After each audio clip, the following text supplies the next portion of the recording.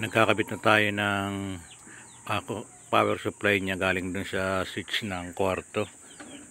Bali na-tap ko na siya sa taas, kaya nag voice over na lang ako dahil yung paligid ko lahat ay maraming music. Baka tayo madali na naman mga kapistol. May pansin nyo, binabalatan ko lang siya para may tap ko na. Dahil ng dalawang wire niyan, idinaan ko lang dun sa flexible hose ng switch papunta dun sa taas ng kisame. Napakakunat lang ng wire, kaya medyo ang natatagalan ako dyan dahil medyo napakatigas ng ginamit kong wire. Yung original na THN wire na stranded, binabalatan ko.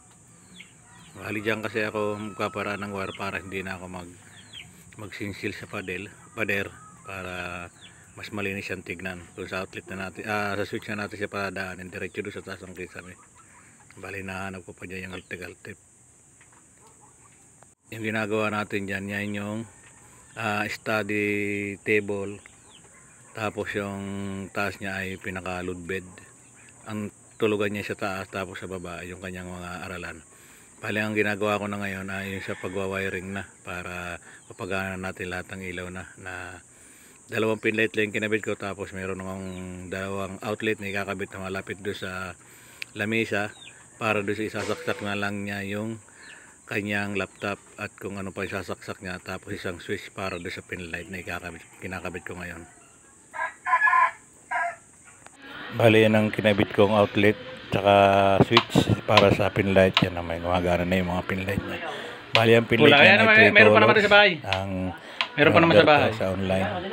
Tapos may mga pintura na, tapos may design yung mga cabinet na may drawer yan. Nilagyan ko. Yan ang hagdanan niya pataas para mas maganda siyang akitan.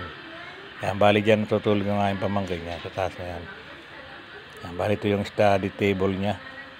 Yan, narin yung laptop niya para hindi na siya gumamit ng station. Kinabitan ko na ng outlet. Yan ang taas niya, napakaganda, diba? Bali yan ang ginagamit niya na, kinabit ko lang yung mga ilaw na. Yan, yung mga display, napakaganda na tingnan. Nakakatuwa siyang tignan pag yung isang project mo ay tatapos mo. Yan, diyan ko pinadaan yung wire niya.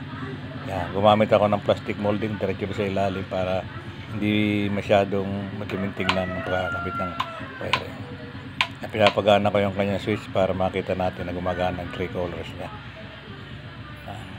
Nakakatuwa siyang tignan dahil na-perfect na naman natin yung ating trabaho at tuwa naman yung pamangkin ko sa pagkakagawa ko ng ganito.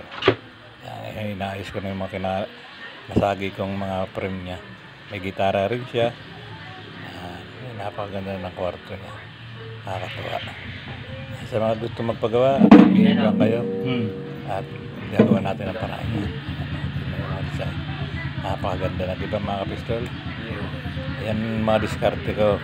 Kung sa mga hindi pa po naka-subscribe o nakapalo sa akin Facebook page, please naman po follow and share lang po tayo mga kapistol, at sana lagi kayong mag-ingat. Magandang hapon sa inyo lahat. Paki-comment lang po kung taga saan kayo para may shoutout ko po sa inyo lahat. At magandang hapon ulit. Bye bye and God bless.